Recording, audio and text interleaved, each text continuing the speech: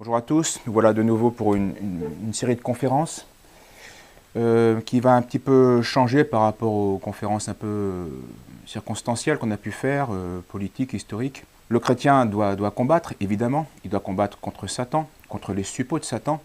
Donc c'est ce que nous avons fait, c'est ce que nous ferons, contre les infidèles, les hérétiques, la judéo-maçonnerie, bref, toutes les sources de subversion inventées par Satan. Mais il ne faut quand même pas oublier qu'il n'y a pas que donc, Satan à combattre, le monde et ses suppôts, mais il y a aussi nous. On doit combattre contre soi-même parce que nous avons un foyer de misère en nous-mêmes et d'inclination au péché.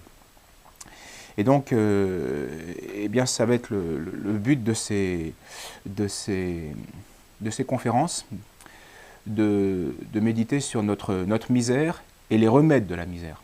Voilà pourquoi elles sont intitulées donc les moyens de passer de la maladie, car nous sommes malades, donc de la maladie des passions qui nous incline vers le péché, à la santé des vertus. Et cela se fera par la grâce qui a pour but de nous déifier. C'est en nous déifiant, Dieu en nous déifiant va nous guérir humainement.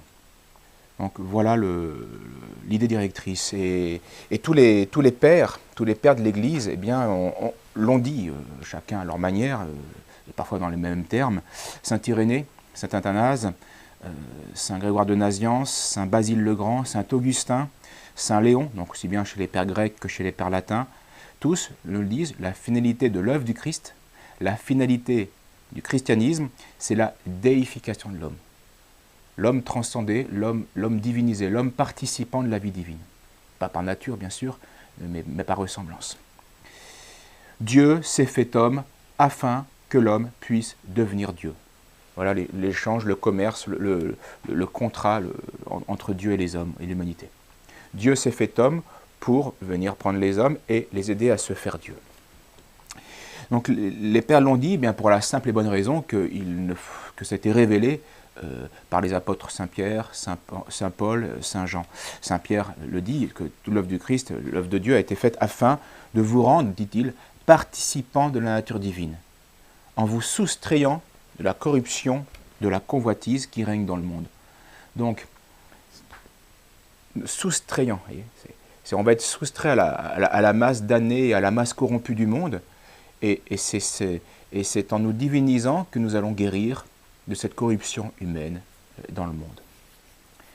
Alors ce salut, ce rachat, passe donc par une préservation, par une guérison et par une protection. Et si le Christ est sauveur et donc médecin, il est sauveur et médecin, il est médecin parce que sauveur, eh bien c'est que l'humanité était bien perdue. Sauveur, nous étions perdus, il est médecin parce que nous étions malades. Et nos maladies spirituelles eh bien, sont peut-être moins apparentes, encore que les effets sont apparents. Quand quelqu'un tue quelqu'un, quand quelqu'un injurie autrui, ce sont des effets très visibles et qui viennent d'une maladie spirituelle, la colère, la haine. Donc, mais certaines maladies spirituelles sont moins apparentes, ou en tout cas moins immédiatement catastrophiques, apparemment, que celles des corps. Un cancer, c'est dramatique. Mais le péché mortel, maladie de l'âme, on n'a pas l'impression que c'est dramatique. Pourtant, ça l'est bien plus. Donc elles sont peut-être moins apparentes, mais en tout cas bien plus dommageables. Alors ces dérèglements que nous connaissons tous, nous sommes tous malades, nous avons tous non seulement à combattre, je vous l'ai dit, contre Satan et contre le monde et ses suppôts et les ennemis de Dieu, mais on doit aussi, et on ne doit pas oublier, de combattre contre soi-même. Et donc ces dérèglements que nous connaissons, ces maladies que nous avons, eh bien l'Antiquité chrétienne, les pères du désert et les pères de l'Église les ont appelés à tour de rôle les passions dominantes, ou les pensées principales, ou encore bien les péchés capitaux, c'est l'expression la plus connue. Ils les ont analysés et ils ont aussi donné à la suite eh bien, du divin médecin, de l'œuvre du Christ, eh bien, les exercices, c'est-à-dire le remède, l'ascèse, c'est-à-dire le combat qu'on a amené contre nous-mêmes, c'est ça que ça veut dire ascèse, c'est-à-dire le traitement, les exercices à faire, la lutte, le combat qu'on doit mener pour nous libérer des passions mauvaises et ainsi suivre le Christ. Et à ce moment-là, par cette même action, nous allons et retrouver la santé spirituelle, et nous allons participer à la nature divine.